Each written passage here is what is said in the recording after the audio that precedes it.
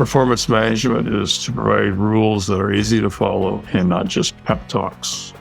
Welcome back to the Management Theory Toolbox. I'm your host, Travis Malott, and I'm thrilled to have you join me on this journey of continuous learning and growth as we navigate the dynamic world of management. Now, this isn't your typical management podcast. Yes, there are plenty of resources out there that will give you the ABCs of how to run a meeting, hire someone, or even how to fake a sick day without getting caught. But here, we like to talk about the behind-the-scenes topics, those concepts and ideas which transcend specific management practices, rather than simply restate them. We aren't going to give you specific tips and tricks for becoming an effective manager. Here, at the Management Theory Toolbox, we're interested in the why behind it all, the discoveries of behavioral science, psychology, business, and economics that will open our eyes to what's happening behind the scenes. We started in episode 1 by coming to an understanding of organizations as living human systems, an idea which continues to fuel our exploration into organizational behavior. And our first major topic of organizational behavior is learning, part of which is this idea of operant conditioning we stumbled upon in episode 11. Operant conditioning is more or less the fancy psychology term for carrots and sticks. Of course, it's much more complicated than that. So my listeners in psychology and IOP just cringed. But don't worry, we're going to open the door to some of these complexities in this episode. In essence, operant conditioning is about what happens around us influences what we do. For example, if our behavior produces a good outcome, operant conditioning usually predicts that we will tend to exhibit more of that behavior. That's the proverbial carrot. On the other hand, if our actions produce a punishing outcome, it's predicted that we'll engage in that activity less often. But as we saw in episode 11, there are some interesting cases where operant conditioning fails entirely to account for the sometimes surprising human behaviors. How powerful is operant conditioning? To find out, let's visit the ideas of English philosopher and social theorist Jeremy Bentham in the 18th century. A philosopher? Are we in for another philosophical tangent? Well, actually we're going to be talking about architecture.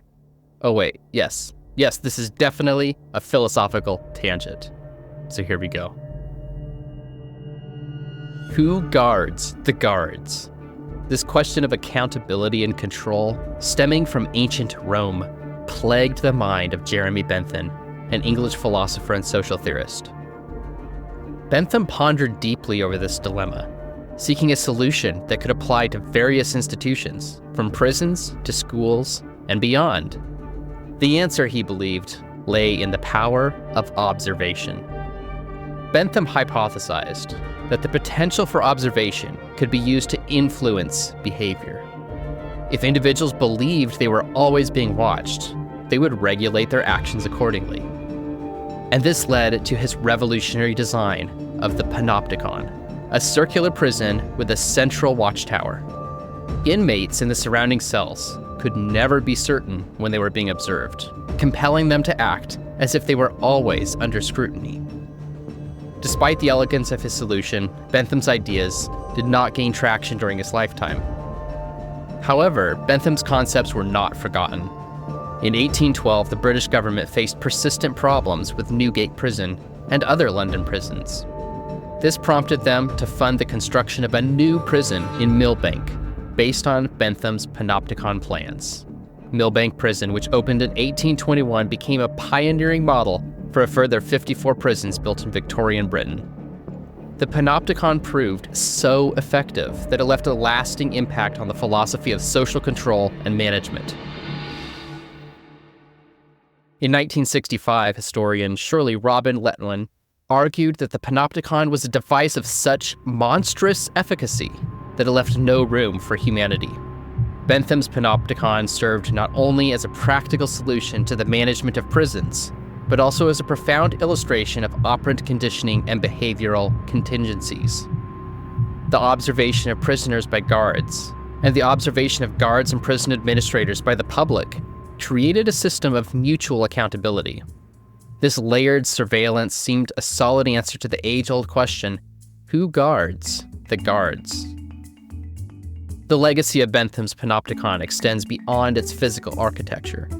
It demonstrates the power of indirect contingencies and the subtle ways in which potential observation can influence behavior.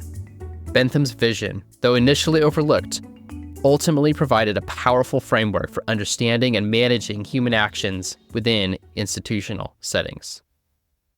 So clearly, operant conditioning is more complicated than simple reward, punishment, carrot and stick paradigms. But some immediate questions include, well, what counts as a reward? What if a behavior causes the removal of a good thing, but isn't strictly the imposition of a negative consequence? What about direct versus indirect acting contingencies? Well, there's a lot to sort through, so we're going to need some help.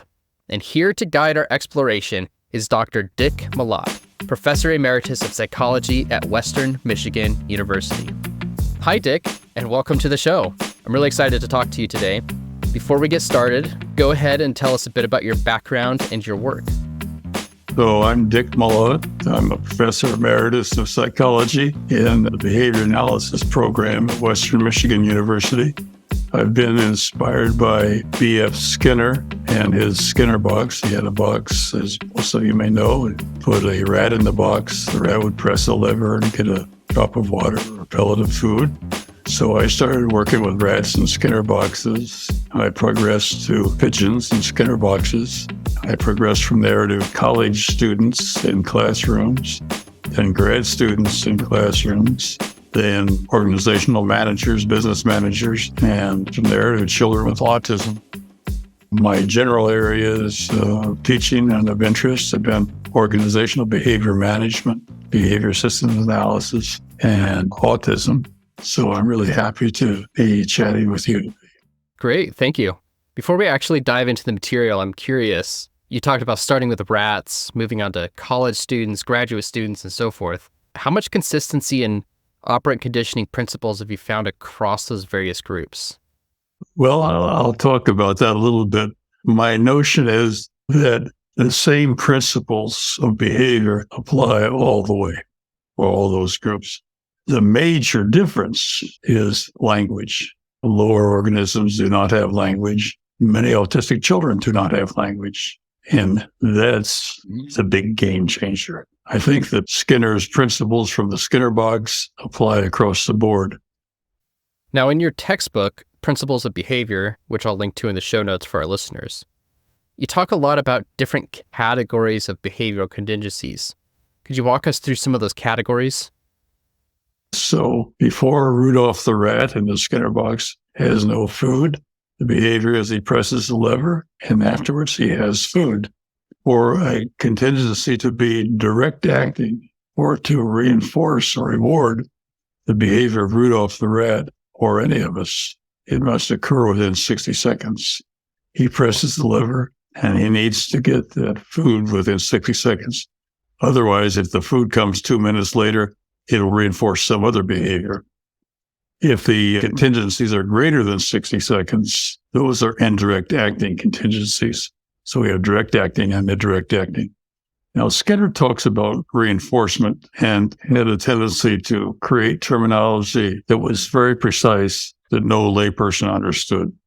And I prefer terminology that's not quite as precise, but everybody understands. So I'll try to use the term reward instead of reinforcers.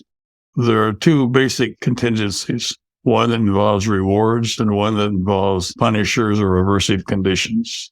And of each of those, there are two types. There's unlearned rewards and learned rewards, and unlearned aversive conditions and learned aversive conditions. For example, unlearned rewards would include food, water, sex, appropriate temperatures. Learned rewards might be the grade of A on a course, a smile, a nod, the expression, hey, good job. Aversive conditions, unlearned, could be too much heat, too much cold, too much pressure, pain, bad taste, bad smells. Learned aversive conditions might be sloppy job, worst job I've ever seen. Those are learned aversive conditions. They are effective essentially for all animals, as we were talking earlier. And then we have avoidance of aversive conditions. Escape is when an aversive condition occurs and you make a response to escape that aversive condition. So Rudolph the rat in the Skinner box is getting shocked. He presses the lever and that turns off the shock. You escape the shock. Someone's saying stuff to you you don't like, you leave the room. Those are all escape contingencies. There are also indirect acting contingencies, and these are the most relevant to the workplace. While we don't think about direct acting contingencies when they occur, we itch and we scratch. That's a direct acting contingency. We don't think about it. But indirect acting contingencies, we almost always think about them. And they involve what we call rule-governed behavior. A rule is simply a description of the contingency. If you do this, you don't have something, you do this, you get it. And the rule may describe a rewarding contingency. You ain't got no food, you do this, you got food. If they describe an escape contingency, room's too hot, I'll push that button over there and that'll cool down. Okay, so we have all these contingencies, and in your book you talk about these as rules, kind of like Boolean logic for my listeners who are in scientific fields. If this behavior, then this consequence, and so forth. Can you talk a little bit about these contingencies as rules, and what are some implications for practice? Behavioral contingencies are the fundamental basis of behavior analysis, which is what we're talking about. So there are two kinds of rules. There are rules that are easy to follow and rules that are hard to follow. And the easy to follow rules are rules that specify immediate, sizable, and probable outcomes. If you touch that hot grill, you will immediately receive the painful burn, and it's sizable. It's definitely going to happen. That's a rule that's very easy to follow. Rules that are hard to follow specify improbable outcomes. And one of the most common are highway safety rules. Wear your seatbelt because you might get in an accident. Wear your safety equipment at work. Put that helmet on or you might get hurt.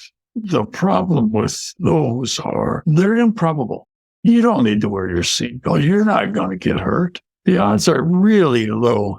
I've been working here for 2 years, and I've never seen anyone get hit on the head when they didn't have their helmet on. The other kind of rule that's hard to follow is those that have small but cumulatively significant consequences. Your health and also the health of your equipment. People have a really hard time dieting. And I could just have one candy bar. It ain't going to matter. Well, okay, one more. I'm going to just have a regular meal. But tonight I'm going to celebrate, and then a little celebration after that, or a huge dinner. I'm going to start my diet in a couple of days. It's going to be okay. And we just procrastinate on our diet. Exercise, the same thing. I don't feel like exercising today. I'll do it tomorrow. Those are rules that are hard to follow, as we can see looking around at our population. The other area is long-range projects. I'm going to start it when I get around to it. It's a problem I'm having somewhat with my book. The problem I have every time I'm trying to write something. In the workplace, if you've got a project to write up and it's going to be a lot of work or analysis to do, it's going to be a lot of work. You can always start it tomorrow. And at the university, we have really bright doctoral students who get all their coursework finished. They may even get all their research done. And then they have to write up a darn dissertation. Quite a few of them just never get around to it or never get it finished. They could, but they can start tomorrow. In the area of organizational behavior management, we provide behavioral contingencies that are described by rules that are easy to follow. We use organizational behavior management in organizations where performance can be improved. So we add rules for deadlines for long-range tasks and projects. And what I did with my doctoral students was break the long-range project into weekly sub-goals. And that's what I'm going to have to do with myself for my book. I just realized as I'm talking to you about this. So every week they have a sub-goal to accomplish. And they may still procrastinate on it. They may spend all night before our meeting that week on Friday, but it ain't like you procrastinated for a year.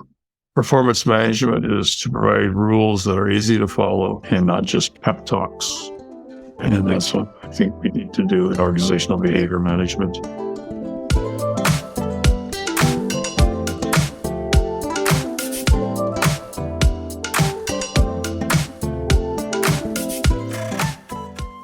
one question I have is about the severity of the consequences, especially negative consequences. In episode 7, I talked about managers letting their employees learn from their mistakes in certain circumstances. So the example I discussed was I was working on a project at work. I missed one detail in my design.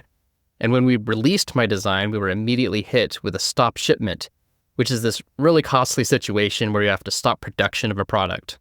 And I remember I had to stay really late that night working with manufacturing to solve the problem and fix the products that contained the mistake. And I never, ever forgot that experience. You know, a good way for people to learn by experience would be, we don't need any laws about wearing seatbelts. We'll let them get seriously injured and one of their loved ones get killed. And they'll learn from that experience and they'll wear seatbelts. Actually, in truth, I knew a family related to me, and the mother and 2 daughters were in an accident and they didn't have the seatbelts on, and one daughter was killed. And man, they wore their seatbelts religiously for over a month. And then, and it fell apart. So it may depend on the severity of the consequences. And I would suspect, actually, as you describe it, the consequence for your organization was not trivial. They might have been willing to pay a little bit for some organizational behavior management that would have prevented that. Now, in organizational settings, how can these behavior management strategies be effectively implemented to shape behavior and ensure consistent, reliable outcomes? Again, I may be being too technical, but I would distinguish between shaping and managing. And we usually talk about shaping when it's a skill that the person doesn't have, and you're going to train them by getting them closer and closer to being able to play the piano or sing on key. Behavior management would be to try to get the behavior to occur with the frequency and reliability that it needs to occur. It's powerful in managing other people or your own behavior. There's no question. There's a lot of data. If you use rules that are easy to follow and have significant consequences, then there'll be not much trouble getting the behavior to occur.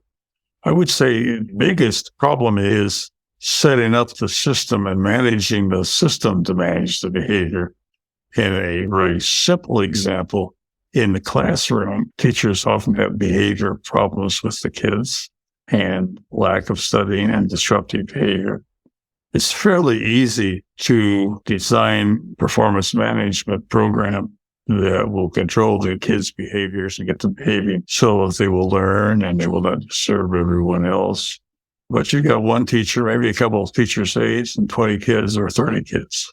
And that ain't easy. The most difficult problem is implementing and maintenance of the system.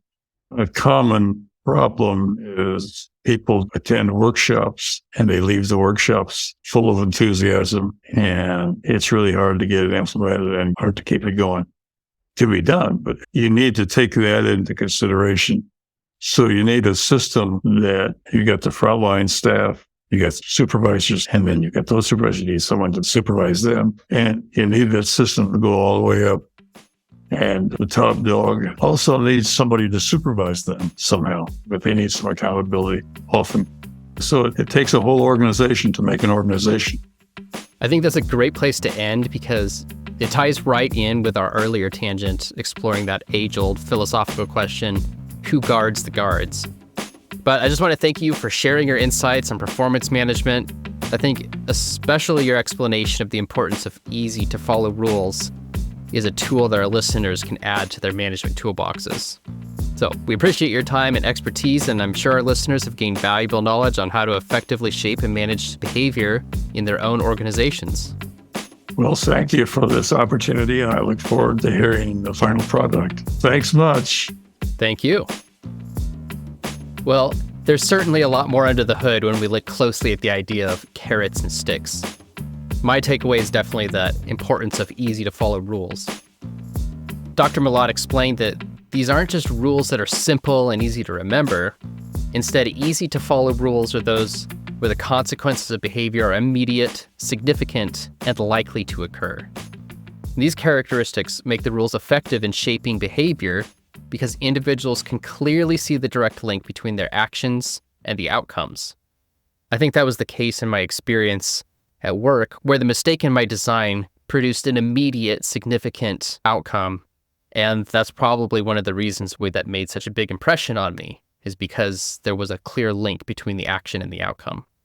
This week, take some time to reflect on the feedback mechanisms in your workplace, particularly those with consequences that are unlikely to occur or not immediate. For example, if someone makes a mistake, is there a real and timely consequence, or does it often go unnoticed? Consider how you can redesign these processes to make the rules clearer and the feedback more immediate. So with that, thank you for joining me on another episode of the Management Theory Toolbox. Stay tuned for our next episode, where we explore blame and punishment in the context of organizational learning. In the meantime, keep learning, keep growing, and keep adding to your Management Theory Toolbox.